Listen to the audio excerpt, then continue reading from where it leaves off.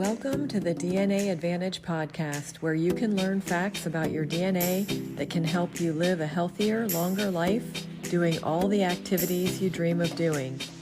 If you want to gain more control over your health and the factors that influence it, you're in the right place.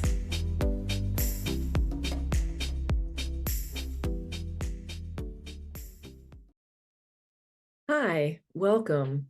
I am so glad you could join me for the New Year's Healthy Action Planning session.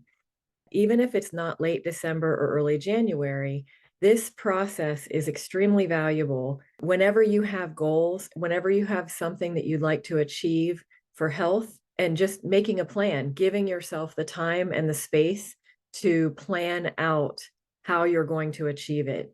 I'm Lisa Witherow, and I'm the DNA and epigenetics coach. Although I won't be diving into DNA today, what we'll be talking about in this session is how you can avoid what I consider to be the number one enemy of health. And I've had some people say that they think they're guessing that it might be alcohol or medications or fast food even, although those are all against our health. What I consider to be the ultimate enemy of our health is complacency, accepting the way things are and just allowing for things to continue as they are and not doing anything about it or not planning. You're kind of hoping for the best.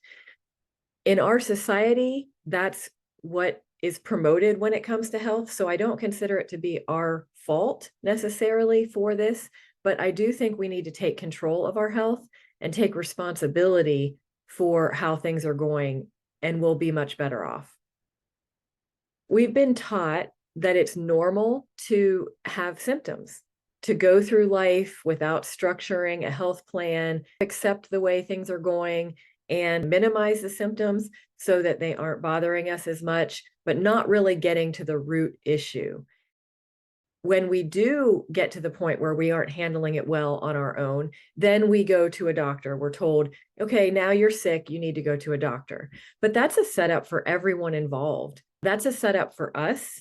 It's a setup for the doctors, because ultimately it's like going to a seamstress and asking her to fix a sweater and handing her a bag of tangled yarn. And the strands of yarn have already been pulled completely apart. And the poor seamstress has no way of having success in helping us because she has no perspective. She has no way of knowing what that sweater looked like to begin with. I understand that the doctors know what health looks like, but they don't know what has played into the unraveling of health for each individual. Everyone leads a very unique life, and we all have unique DNA. And it's important for us to really appreciate what goes into it, because that tells us what we need to do to recover it, to get our health back. Those are the things we need to take control of and understand so that we don't have a catastrophic failure of health. Well, that's why we're here today. Although it may take a little time to plan for your health, it is worth it because it can help us avoid hours, even weeks and years, time that's lost to symptoms and even disease. So we don't want to give in to that. This session will support you in clarifying your goals, and we want to make sure that you're given the opportunity to identify the actions that you need to take in order to hit your target. And then we want to make a plan that will keep you focused on achieving your health goals, making sure that you know where you are in the process of achieving that goal, and making sure that you can take the right steps and compensate if you're not hitting the mark and not able to make the progress that you expected to make. So let's start creating your New Year's healthy action plan. Grab a pen and paper or something to take notes with. If you want to do it on your computer, that's fine too. And we'll start with number one, which is to determine your top health performance goal. So we're focusing on one goal at a time because it is important for you to prioritize and recognize if you have multiple things that you are thinking of at this point, then give yourself some time to narrow in on just one that is going to make the most impact on your health.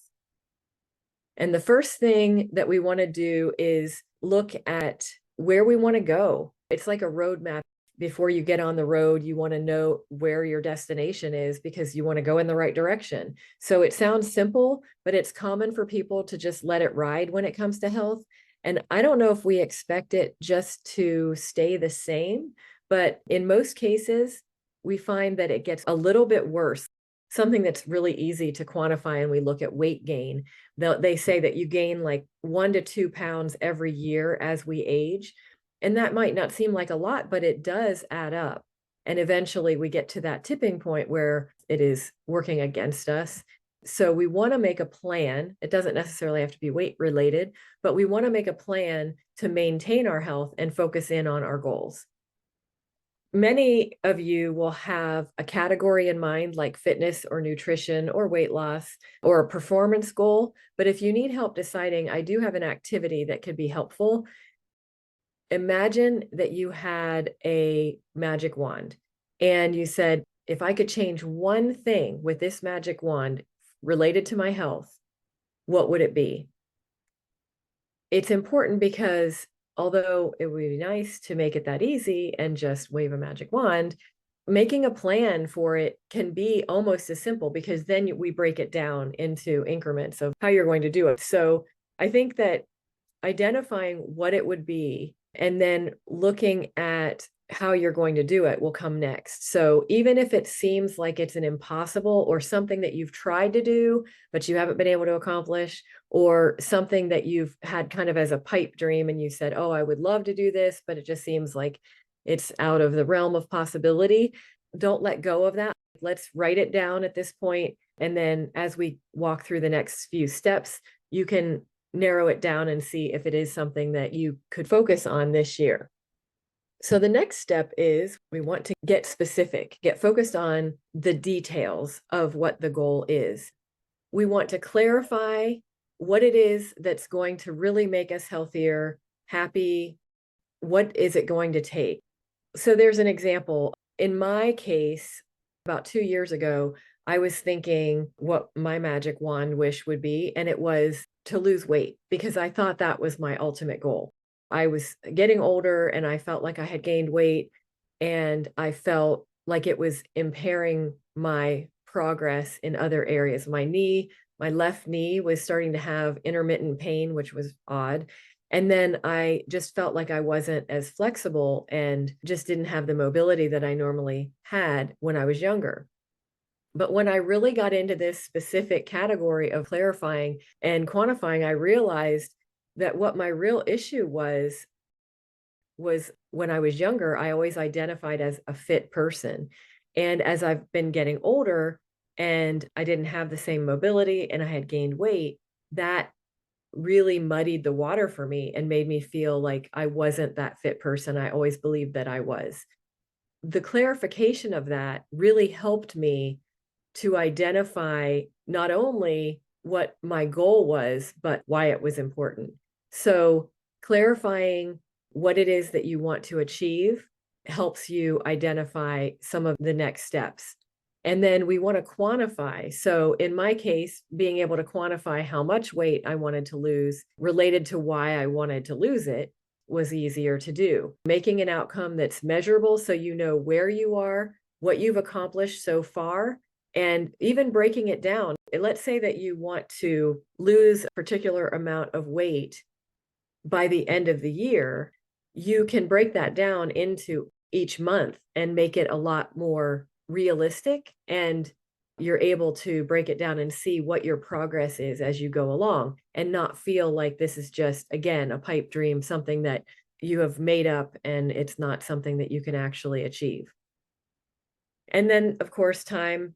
We want to make sure that there's a time set so that we have an expectation for when we want to achieve the goal. And it doesn't have to be the end of the year. We just have to have a plan. If we've achieved the goal by, let's say, the midpoint of the year, we want to make sure that we have a maintenance plan after that so that we're able to maintain that achievement. Or there might be a secondary goal where we then say, okay, now that I've lost the weight, now here's what I want to do to make sure that I increase my mobility and my flexibility, things like that.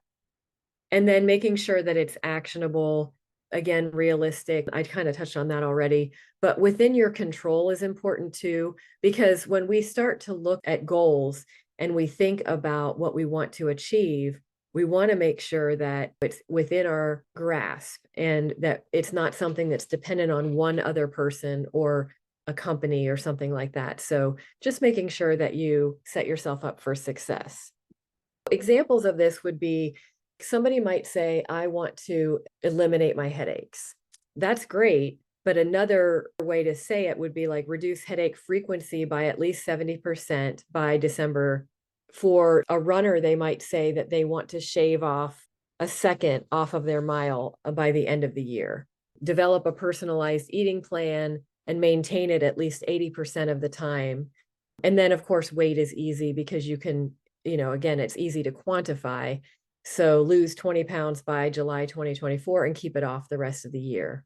So make it specific so that you know when you've succeeded, but also that you are getting closer to that achievement so that you feel accomplishment along the way. Then I recommend identifying your why.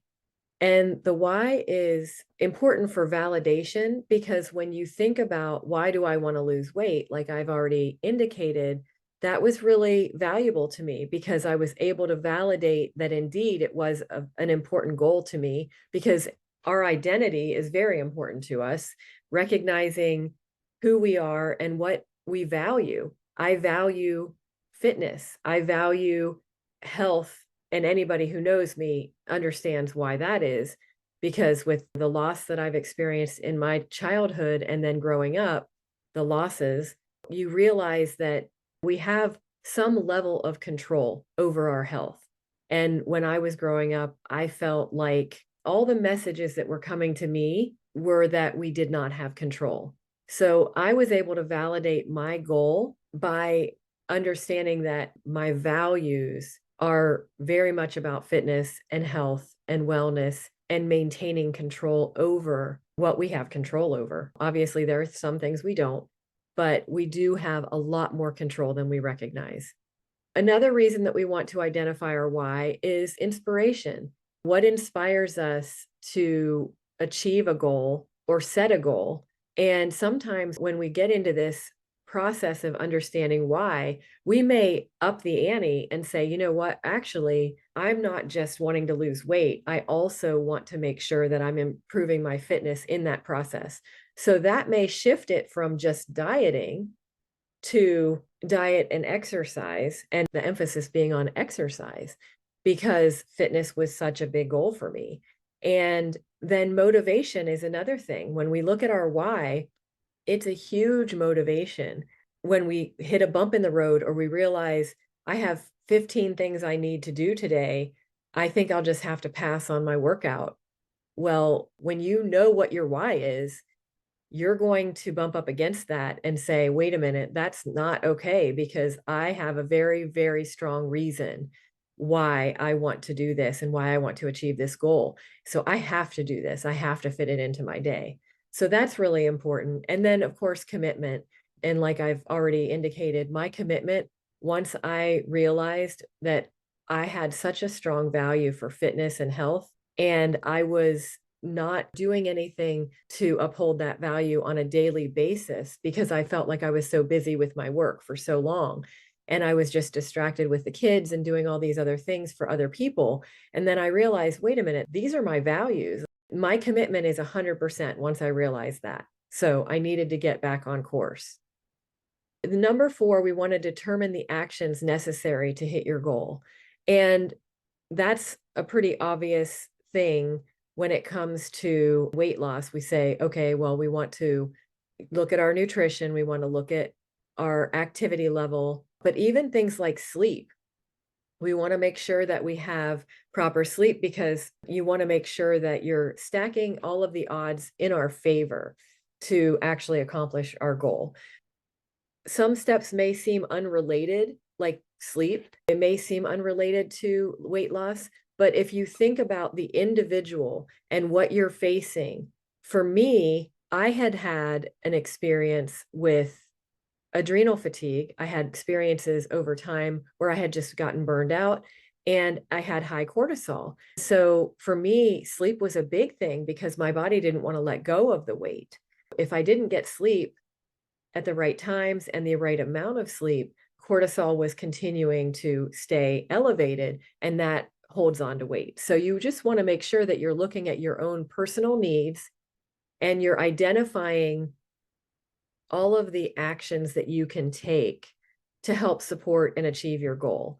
And it's the frequency of your goal. So let's say that it is a weight loss goal and the frequency that you're working out for you or for your friend who's working out, maybe 3 times a week. For me, I need it daily. I just said this is a daily thing for me because I also focused on the lower impact, and that was helping me with my cortisol. So it was a win-win situation. So daily made more sense for me, but everyone is different. Tapering your activities and your actions to your specific needs and your goals is really important. Okay, number 5, we want to protect our goals. So the next step is we want to identify anything that could threaten or interfere with our achievement of goals. You want to think about things that maybe your schedule is very dicey, you've got a lot going on, and you recognize that it's difficult to fit things in. Or let's say that hydration is a big part of your goal, and you think, I don't have access to clean water or fresh filtered water during the day when I'm out and about. So you have to make a plan to support your body and to support that part of your goal and that action step. Making sure that you identify what to avoid, maybe things that you could stop doing, changes that you need to make, and adjustments that you need to make. You could avoid certain foods. You don't want to buy certain foods or have them in the house. Maybe identifying foods that you could put in place of. So you have substitutes. That would be an adjustment that you'd be making. Changes that you could make to your schedule to accommodate your goal or accommodate the actions that you need to do. Again, from an activity level, you might want to stop turning on the TV as soon as you walk in the house because that promotes more of a sedentary sitting on the couch experience versus being more active. And everybody's different and everyone's goal is going to be different. So you want to identify these things in advance to make sure you're setting yourself up for success and you're avoiding the things that can interfere and uproot your process and your progress. The next part is number 6, you want to create your plan. It seems simple, but you want to map out what needs to be done now that you've identified some of these things that you want to do, the action steps, but how frequently do you want to do them? Do they need to be done daily, weekly, monthly, bi-weekly? Looking at it to see what is going to be most supportive of you because you don't want to find yourself at the end of January feeling like I haven't made any progress at all. So when you put it on your schedule and you understand how it is benefiting you, and then you are able to see that progress, it's very helpful and it keeps you on track. The other part of this is you want to be able to track your progress or even identify any kind of new obstacle that you didn't anticipate. So there might be something like, let's say, work events that get in the way of your progress or your goal. So you want to make sure that you jot that down and figure out a workaround so that you are able to anticipate it the next time. Or how did you handle that? Maybe there was something that you did that just on the fly, you were able to identify, oh, I just heard about a lunch meeting that we're having and I didn't know about it. I will go ahead and eat my lunch that I prepared ahead of that meeting. And then if I have a snack or a few vegetables or whatever, when we're in that meeting, then I'm not tempted to have the pizza or whatever it is that they are having. It's so valuable to keep track of what you are doing and how you're progressing on your plan so that you can make adjustments.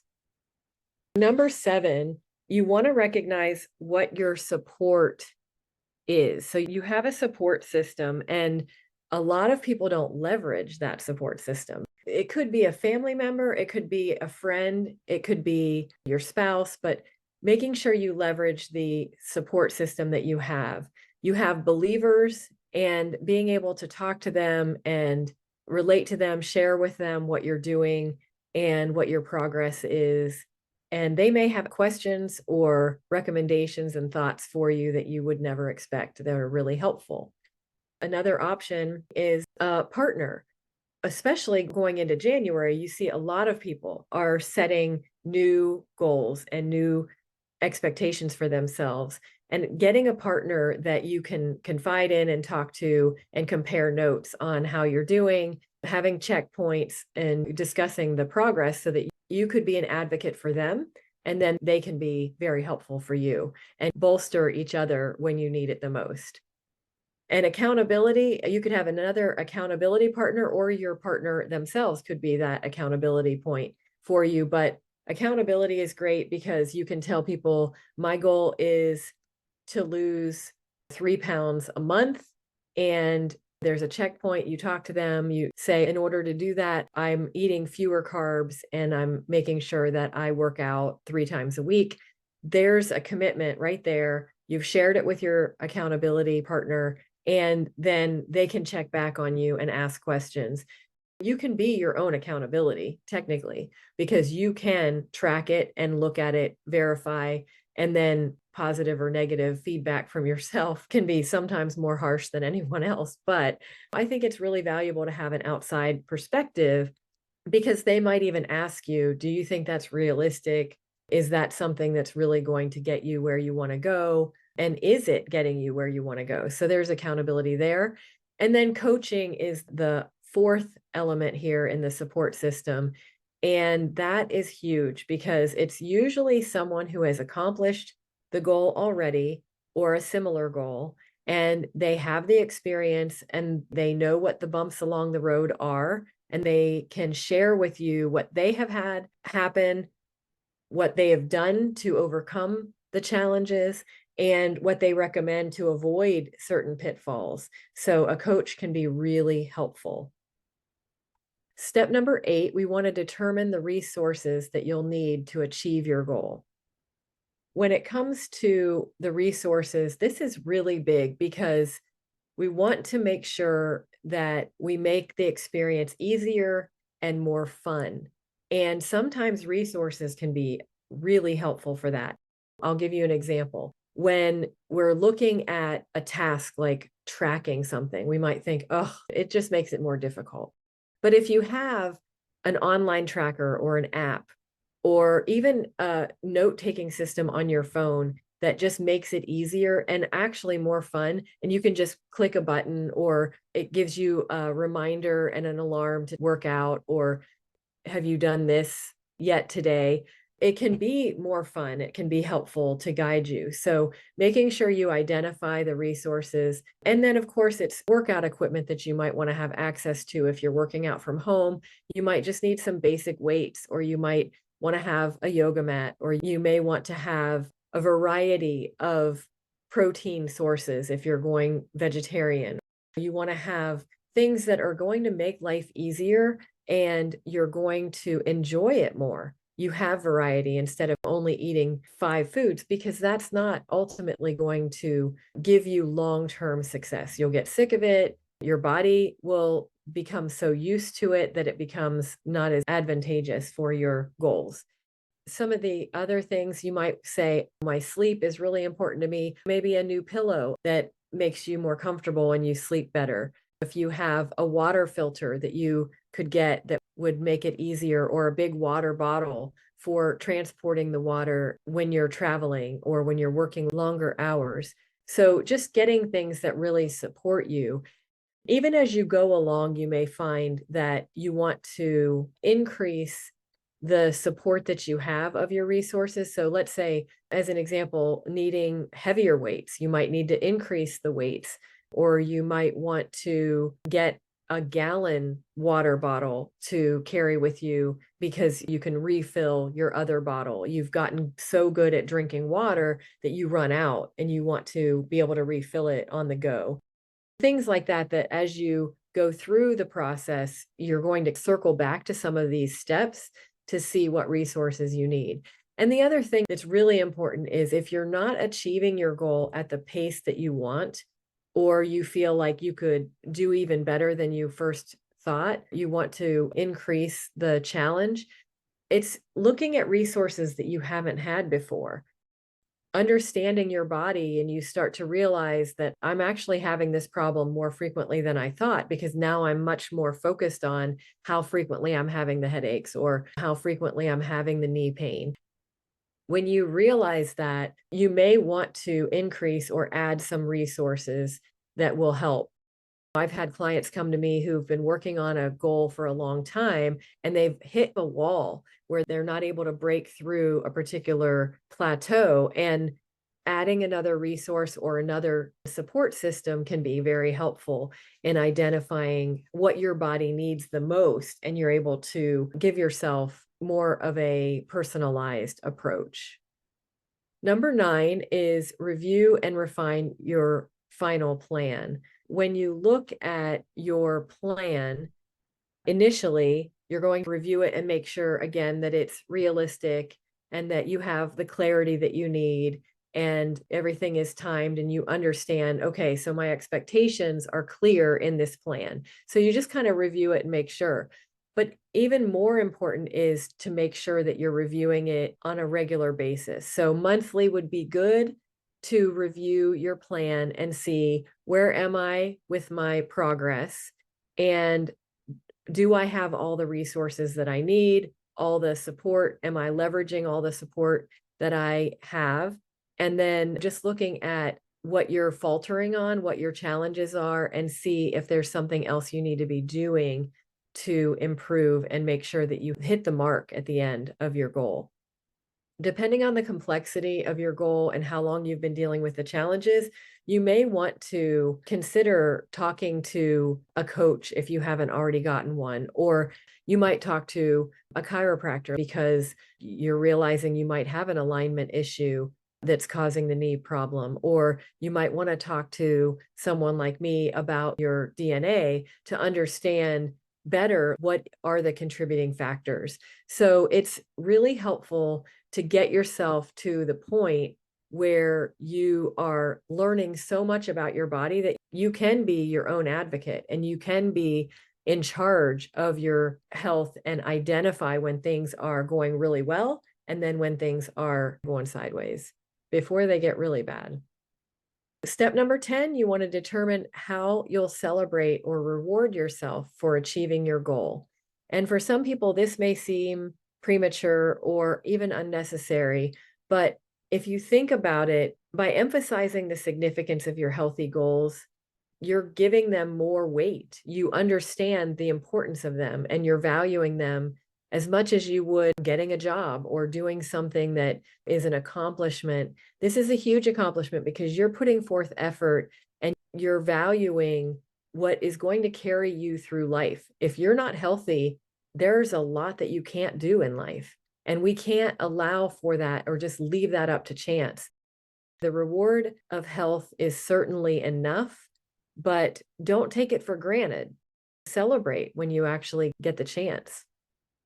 So we'll just do a quick recap. We want to determine our goal first, and then get specific about the quality of our goals and make sure that they are very clear. And then we want to identify our why and make sure that it's there to help motivate us and to really keep us going and keep us committed. And then we want to determine the specific actions that are necessary to achieve that goal. We want to protect our goals by identifying what could get in the way and anticipate what we may have as obstacles. And then we want to create the plan, make it most successful, make sure that it's in our schedule and that we have it mapped out with reminders and everything that's going to support us. Then we want to identify the support system that we can have from an external standpoint that can give us all of the extra help that we need and the resources that we need to make sure we access all of the tools necessary. We want to refine our plan on a regular basis to make sure that we are keeping ourselves supported, that we have everything that we need, and that we're staying on track, and that the plan is most appropriate for our goals. And then we want to celebrate and make sure that we enjoy the outcome and really appreciate. It could be a trip. We were able to get healthy enough that we can travel with our family and do great things and continue to do great things into and beyond the new year. Hopefully, this was helpful for you and will get you on track for the new year. If for any reason you have questions, if you have anything that you need, if you want to learn more about the process or you need any help getting through this process of planning, just let me know. You can contact me directly through direct messaging. Feel free to contact me at any time, and I hope you have a very happy new year.